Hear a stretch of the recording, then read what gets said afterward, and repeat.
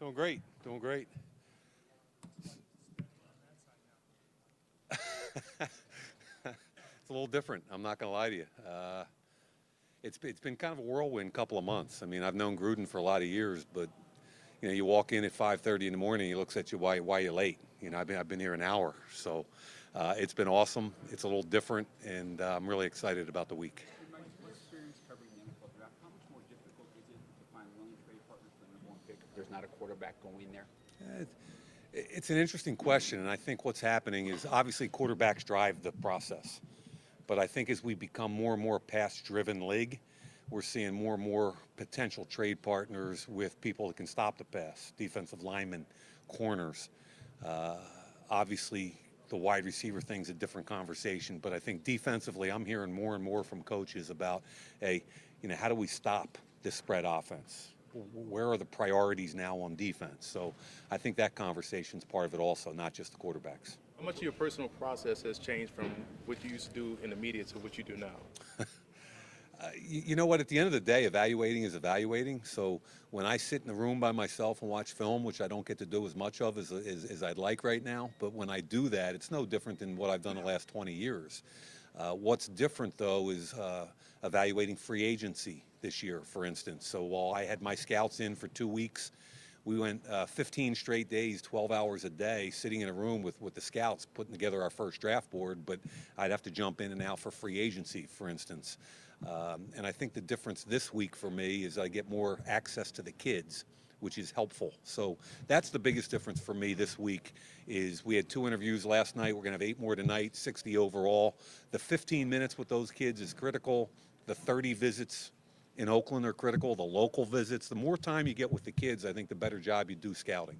Is there a difference, though, in evaluating when you did it, I guess, in the past from more of a global perspective as opposed to now what your individual team wants? Absolutely, in certain players. But what I like is that for 20 years or whatever, I've had to do every scheme fit there was, both offensively and defensively. What works in New England, what works in Philly, what works in Chicago, try and understand what how a GM drafts around the league, what coaches look for. And now that I get to sit down with John Gruden and Paul Guenther and define who we are and what we want in our building, and that's been a fun process, and I think it helps our scouts redefine what they're looking for when they're on the road, understanding what Paul Guenther's defensive end looks like, what John Gruden's ex-receiver looks like. So I think everything over the last 18 or 20 years has helped me get to a point where I feel comfortable stepping in a room and talking about scheme with John. Mike, what made this the right time and the right place? Damo, how you doing, man? It's always good to see the Philly guys here. Really what made it right for me were the people. And I've had some opportunities in the past, and it just maybe personally wasn't the right time for me, or I didn't feel like I had the right fit in that particular organization. The nice thing for me is I can walk over to the coach's side of the building, at whatever time of the day or night, and have a conversation with John, with Paul Guenther, with Rich Bisacci, with Jimmy O'Neill, Tom Cable, just go right there, because I've known them all for 15, 20, 25 years. I mean, these guys, so I've always believed the biggest dysfunction in NFL buildings is an inability for the coaching staff and the scouting staff to be philosophically on the same page consistently. And I think what happens is I can walk into building day one and know all those coaches, and immediately there's a bond. And I think that's been the biggest thing we've been able to do in a couple of months is just kind of build that philosophy and understand that there's really only one way to do things in our building. Process or during the drills, what characteristics are you looking for specifically with these prospects? I think that's a hard question to answer because you're looking for physical characteristics when they work out. There's always the height, weight, speed, measurable component, and that's really important by position. What you're looking for, whether it's change of direction, straight line speed, every position's a little different. But I think you're also trying to take the temperature of all the players, and that's again where I'm most excited this week. And we met a couple of kids last night. We have more tonight, 60 overall. How do they react in the interview room when you challenge them a little bit? How do they react after they run a 40 and they don't think they ran well? There's a lot of nuance to it, and we're just trying to figure the kid out. What makes the kid tick, I think, is more important than anything coming out of this week. Mike, you said earlier that Go ahead. The Senior Bowl too, also that you and Gruden are looking for a Raiders star, right? So just after the interviews last night, Yeah. is that your philosophy to continue looking for the Raiders star this week? Well, when we talk about a Raider star, we're not talking about a star in the sense of, a star in the NFL. We're talking about somebody who we think fits what we're looking for ideally as an Oakland Raider. And I think every team has it. They call it something different, but every team has the same philosophy. And simplistically, what we're looking for is big, fast guys that can run and love the frickin' game of football, that love it. They're professional. They show up every day. They give you a full day of work, and they can't wait to play and compete on Sunday. So, that oversimplifies it, but that's what, for us, a Raider star is. Mike, you said earlier that you talked to Gruden about his idea of an X wide receiver. Can you just give us an idea of sort of what he looks for and whether you guys think you have it on the current roster? Yeah, I mean, Marcel Aitman is our X right now. Typically, in most NFL systems, the X is the bigger wide receiver. And Aitman right now is a guy that we like, but again, at all positions, we think we can get faster, more athletic, and that's what we're going to try to do, not just at X, but everywhere throughout our roster. Mike, I don't think you've been with an NFL team since the Giants, and you talk about you mentioned having skin in the game. How's the integration going with your new team as you're the rookie? Yeah, I am the rookie, and it's ironic that you kind of walk in as the rookie and you inherit a staff of scouts and personnel people, and that's been really fun. I mentioned that we had draft meetings for 15 straight days, 12 hours a day. You get to know people. You're in an enclosed room, no windows. It gets kind of interesting after about 8 days of that, and you get to know people. I had them over to my place on Super Bowl Sunday. We worked from about 6 in the morning till 2 in the afternoon, and went over and sat down and had a beer and ate some barbecue and talked about why those two teams are in the Super Bowl. So you get to know people pretty quickly in this industry, and I think what I missed more than anything, kind of being a Lone Ranger, is it's awesome to sit in your office and watch film all day long and get on the phone and talk to teams and all, but having a team you're associated with that you have skin in the game with, to me, is the reason I'm here. I can't wait for the first regular season game, and I can't even imagine what that'll feel like. Mike, what's your impression of Chris Warren? Chris Warren's a big, strong kid, man. I remember scouting him when he was at Texas, and he had, he was a tight end, then he became a tailback, and what do you do with him? How do you play him? And I think his challenge, and it's interesting with a lot of big running backs, sometimes the challenge is to be consistently physical, okay? Because you've always been the bigger guy. You want to show people you're quick and all those things. And I think what he did in training camp last year was he came in and, he knocked a linebacker from Detroit on his back in one of the practices. And, he was consistently physical until he got hurt. And he's a guy we can't wait to see this summer. Mike, how do you evaluate the quarterback position? Quarterback position in general, in this draft, in free agency, in this draft. I think every year at this time of year, there's more questions than answers at the quarterback position. And I think we had a chance to work with Drew Lock at the Senior Bowl, and boy, he gets the ball out quickly. And Haskins, I think, is a prototypical drop-back guy that's got all kinds of upside. I think the Oklahoma kid is fascinating. Like the rest of the league, I think the kid's fascinating. It's kind of, where are we going as a league at the quarterback position? Is he too small? Is he dynamic? So I think we're all trying to figure him out, and I think all 32 teams in the league are trying to figure out the entire position. Mike, when you look at safeties now as opposed to 10 years ago when it was free and strong, Yeah. these guys now are asked to do so many more Yeah. things. How different is it to evaluate the safety position overall in that? I'm not sure it's entirely different because you can't find. I don't think there's 64 interchangeable safeties in the league right now. So a lot of teams by scheme are high and low. And sometimes the other team forces you to readjust. But anytime you can get a skill set where you can play both, I think it's an advantage. I just think those guys are kind of rare. And you've got to plan sometimes for, at the safety position, you can get a big box guy that's tough as nails and can get in the box and tackle, and a guy in the back end with range. I personally would like to have two interchangeable guys. I just don't think they're out there. Talk about quarterbacks being smaller, athletic, quick, but last year in the 2018 draft, we saw Lamar and Baker, both quarterbacks, smaller, moving around. Do you have to change how you evaluate that position? I think over the last 8 to 10 years, we've had to change how we evaluate almost every position. And because quarterback is the primary position, that's what everybody talks about. But just to give you an example, we're evaluating left tackles that have never put their hand in the dirt. 2-point stances instead of 3-point? Is a left tackle going to be able to come out of his stance and block a man that doesn't want to get moved? You know, that 10 years ago, you didn't have to worry about that. Same thing with tight ends. We're evaluating tight ends now that never get in line. They're out as slot receivers. You know, Zach Ertz catches 100 and some passes. He's a tight end. So on defense, we've gotten smaller and quicker. So as we kind of bring more and more of the, quote, college spread system into the NFL, we're changing everything that we do offensively and therefore defensively. So I think the quarterback is at the front end of that, and we are certainly changing how we look at the quarterback position, but I think it affects every position overall. Mike, how do you gauge the edge rushers in this draft? The edge rushers? Oh, I mean, what I would say about the defensive line in general is that in the last 10 years, I'd say it's the best defensive line group we've seen, both edge rushers and inside guys. I think when you start talking about, you know, the first round of the draft, I think it's going to be dominated by defensive linemen. Talk about the quarterback position in your own building yet? Anything you can share about Derek and those guys?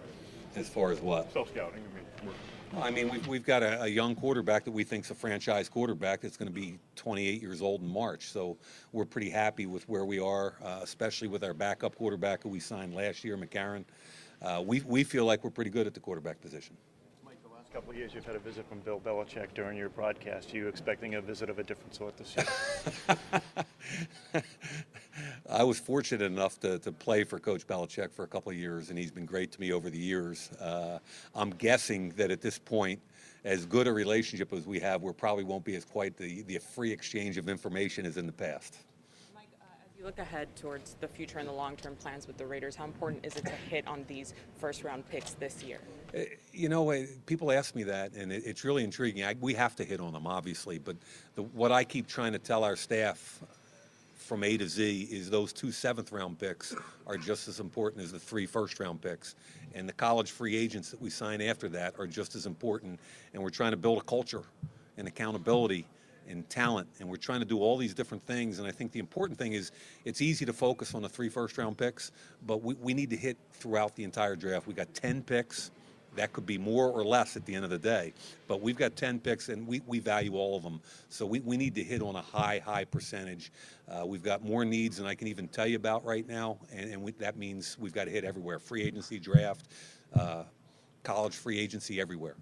Mr. Mayock, can you talk about the division? How the game has changed, the way the Saints use Taysom Hill, could you see that starting to trend? The way the what? I'm sorry? sorry? The Saints use Taysom Hill. Could you see teams trying to emulate that, or do you think that's unique to them? I didn't hear again. Do you think like Taysom Hill, the 2 quarterbacks? Oh, Taysom Hill. Could you see that becoming a trend in the league, or do you think that's unique to them? Taysom Hill's kind of a unique guy. You know, he ran 4.4 at his pro day at 218 pounds as a quarterback, you know, and a lot of people like myself looked at him as a safety. And I think what Sean has done with him is just been amazing. I think the kid on his own merits could be a potential replacement for Drew whenever he retires. I think he has that much ability. When you look around, so by definition, if you're trying to bring in a Taysom Hill, there aren't many of them. You know, I don't know any more of them right now. So I think what they're doing is unique. I think teams around the league are always copycat. When the Wildcat started, everybody wanted their Wildcat quarterback. The difference is this guy's different. He can throw, he can run, he can block. They use him in different ways. I give Sean a ton of credit just for the way he's devised a scheme to incorporate that young man in what they do. And what kind of challenge that presents to what you guys want to do? Yeah, I think our division, from a playmaker perspective, might put more pressure on the defense than any other division in football, to the point where in my office, the first thing I did when I went in is I had them take all the blinds down and everything else, and I've got an entire wall just of the AFC West. Their rosters, their practice squad, everything, depth charts, all up on one wall, magnetic names, just to reinforce to me every day what we have, the challenges we have. And you start talking about Mahomes and Kelsey and Tyreek Hill and just the entire division. When you look at the depth charts on both sides of the ball with their rosters, we've got a huge challenge ahead of us. I think we probably face some of the best edge rushers in football on the other side of the ball. You know, you start talking about what Kansas City has had. You talk about what the Chargers have. You talk about that monster in Denver. You know, so we're very aware of the challenges in our division. We think they might be the most significant in the league. Mike, When you talk about defensive tackles, defensive linemen in general who are playing in college in maybe weird positions for their height and weight, like an Ed Oliver, how do you project how they'll work through your scheme? Yeah. On their attributes? You know, Oliver's a tough conversation because most of us can't wait to see what his height and weight is this week, you know, because we don't even know. And the obvious comparison is the guy that's had a fairly good career for the Rams so far. If you look at historic data, at analytics, it tells you that height and weight probably shouldn't work in the NFL. But when a guy like that runs 4.5 something at the combine, that changes the analytics a little bit. So when you talk about Oliver, you're talking about a different defensive lineman. You've got to kind of evaluate everything he does, how he does it, what does he weigh, how fast does he run, and can he impact your scheme? And I think he's one of the guys this week that most of the teams are really intrigued to not just his height and weight, but how the kid works out, how he handles himself. He's really an interesting case because he's a little different than the other potential first-round linemen out there. Mike, when you talk about defensive linemen and the ability to impact the edge versus impact inside and get that instant pressure, how do you evaluate that, and how do you kind of see those guys in terms of, is it harder to find edge rush or is it harder to find interior pressure?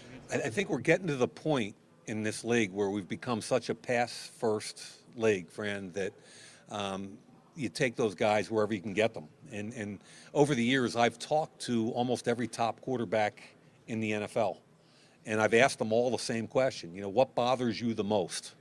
And almost every top-flight quarterback says immediate pressure up the middle. You know, if you have a couple of good edge rushers, you can step up inside a pocket if it's sound up front.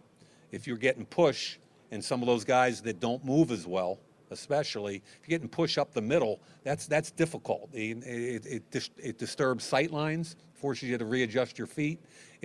So I think we're at the point now where people are throwing the ball so much that you got to find a way to affect it regardless. And I think there's more emphasis on inside guys, so it's at least as equal to the outside guys. Did you find that guys offered that kind of information up to you a little bit easier when you were in the media? Yeah. I think over the last, I think one of the things I value over the last 18 years is the relationships I've developed around the league. I think when you're a coach's son and you kind of grew up going from field to field to field, breaking down tape by the time you were 8 years old, I think I think the coaches and the scouts kind of opened up to me because of that around the league. So those relationships I value, but at the same point, now it's a little bit different, and I think it's already changed. It's great, we kind of lie to each other a little bit instead of just sitting there and open up our draft boards. Mike, two more guys. Do you consider quarterback a position of need for your roster? Do I consider? I think Derek Carr is a franchise quarterback. I truly believe that. Now, do I also believe that it's a general manager and head coach's job to keep their eyes open to improve any position on a football team? Sure, but I think it's really difficult to try to improve over a franchise quarterback like the one we have in our building right now. Last question. Mike, who are some of the young guys on your defense that you're excited about? Boy, I'm excited to see year 2 development in some of our rookies last year. Arden Key. Arden Key had to play more snaps than he probably should have had to play as a rookie last year. He hung in there, especially in the run game. We'd like to see him take a big jump, especially in the pass game this year. That's one guy. Maurice Hirst and P.J. Hall are 2 defensive tackles that we drafted last year. Really excited about both those kids. P.J.'s an explosive guy. He needs to take a big jump in year 2. We're expecting a big jump in year 2. Thought Hirst had a solid year. Looking for more this year. So I think those guys that we drafted last year early, I think the biggest jump you can get in an NFL career is typically year 1 to year 2, and we're looking for that jump this year. Thanks, guys. Appreciate it, guys. Thank you very much.